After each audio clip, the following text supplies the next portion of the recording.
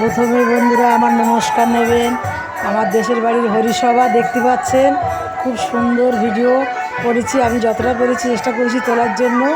এইসব হরিনামের সেবা চলছে, আমার জামাইরাই পরিবেশন করছে, আর দেশের লোক সব প্রচুর এসেছে, ভীষণ ভালোবাসে। আমরা তো এখন দেশে থেকে চলে এসেছি, তবু গ্রামের লোক যে এত ভালোবাসে এই দাদাকে, ভীষণ ভীষণ। এই যে আমার ছোটো জামাই, মেজি জামাই, বড় জামাই অতটা পারে না, বসে আছে, আর দুই জামাই মিলে আর দেশের লোকজন সব পরিবেশন করছে। রান্নাবান্না খুব সুন্দর হয়েছে।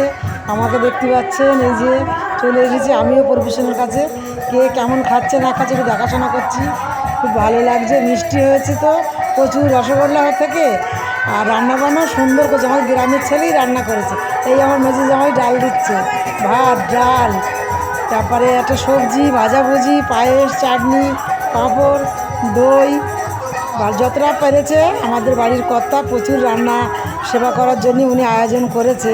ঠিক আছে বন্ধুরা, ভিডিওটা কতটা ভালো লাগলে, এই যে অনেক কিছু রান্না, এই যে সব সালতি করা আছে।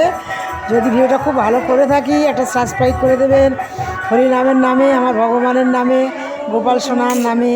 আর আপনাদের কাছে আমার প্রার্থনা, এই যে মাসিমার ভিডিও কেমন লাগছে আমাকে একটু প্রার্থনা করছি আমি আপনাদের জন্য, একটু কমেন্টে আমাকে জানাবেন। এই যে আমার গণেশ বাবা, ও আমার বাড়িতে খুব ছোট্ট থেকে থাকে।